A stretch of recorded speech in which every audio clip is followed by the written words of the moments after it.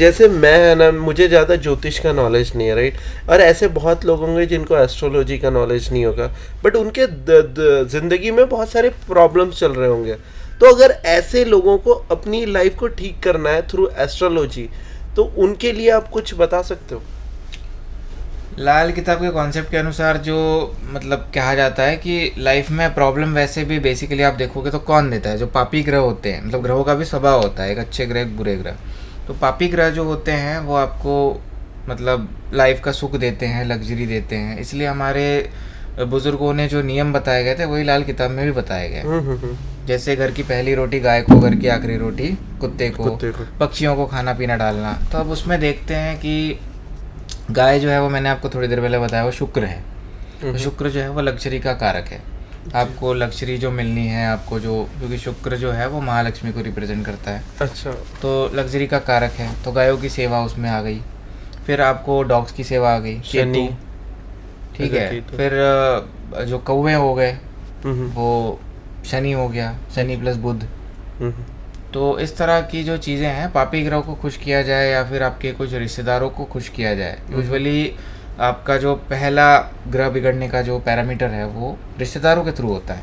अच्छा। कि लोग आजकल रिश्ते ठीक नहीं रखते, लोग ना जॉइंट फैमिली में रहते हैं, ना उनका रिश्तेदारों से बनता है, लोगों की एक दूसरों से जमती नहीं है, एक दूसरे से जलन लोगों की है, ठीक से बात नहीं करते। तो ये एक दिक्कत है, क्योंकि हर एक रिश्तेदार हर एक ग्रह को रिप्रेजेंट करता है।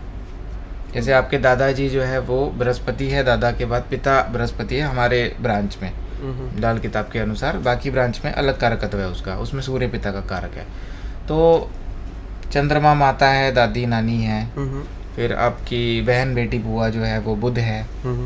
आपके जो पुत्र है, आपके जो छोटे मामा है, जो साले साहब है वो केतु है। मैं समझ गया। मैं ये पूछ रहा हूँ कि जैसे किसी इंसान को बिल्कुल नहीं पता है एस्ट्रोलॉजी के बारे में, उसको ज़िंदगी में थोड़ी तकलीफ़ें चल रही हैं, तो क्या ऐसा कुछ उपाय है जो वो तुरंत करे और उसको कुछ फल मिलेगा? कुछ नहीं, ऐसे कोई उपाय नहीं होते, जनरलाइज्ड उपाय नहीं होते। जैसे आपको सोशल मीडिया पे या पेपर में या मैगजीन्स में लोग लिख देते हैं कि ये करो, ऐसे जनरलाइज्ड उपाय नहीं होते, क्योंकि हर एक की डेस्टिनी, हर एक का जो कुंडली है वो अलग है।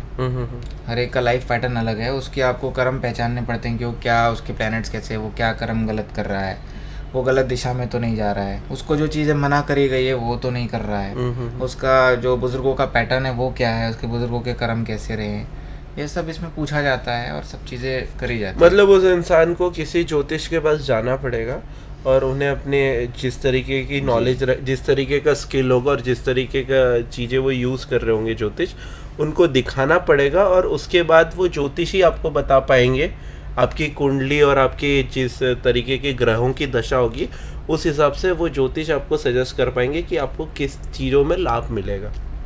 ये बात सही है। वरना दूसरी चीज़ जो मैंने बोली कि आपको बेसिक सिम्टम्स पता होने चाहिए प्लैनेट्स के, कि कौन सा प्लैनेट क्या रिप्रेजेंट करता है, उसके क्या कर्म होते हैं, क्या नहीं करना, क्या करना, ये जो बेसिक चीज़ें हैं ये आपको पता होनी चाहिए। जैसे आपने XYZ किसी रिश्तेदार से कुछ बिगाड़ लिया तो आपका वो ग्रह खराब रिजल्ट देगा, चाहे आप उसके कितने उपाय करो, महंगे महंगे रतन पहनो लाख रुपए के। मतलब आपका कर्मा आपके ग्रह को इफेक्ट करता है। चाहे आप कुछ भी करो, चाहे आप कितने भी पूजा पाठ कर लो, अगर आपके कर्म सही नहीं होंगे तो भी ग्रह सही नहीं हो पाएंगे। आप ये कह रहे हो कि आपके कर्म भी अब इस इम्पोर्टेंट है, चाहे आप कितना भी पूजा पाठ करो। कर्म बहुत इम्पोर्टेंट है जी, कर्म बहुत इम्पोर्टेंट है। पूजा पाठ तो है ही, पूजा पाठ भी इंसान उसी देवी देवता की करता है जो ग्रह, वैसे उसको क्रेविंग होता है उसका। अच्छा, उसके पास जाने का क्रेविंग होता है। जैसे किसी का, हमारे इसमें बोला जाता है कि मंगल बद, मंगल खराब हो, तो मंगल, जहाँ मंगल बद है वहाँ चंद्रमा नहीं है, तो मंगल बद चंद्रमा को खराब करता है। चंद्रमा जो है शिव जी है, वो शिव जी की तरफ उसको भागने का, शिव जी के व्रत करने का, शिव जी के ज्योतिर्लिंगों में जाने का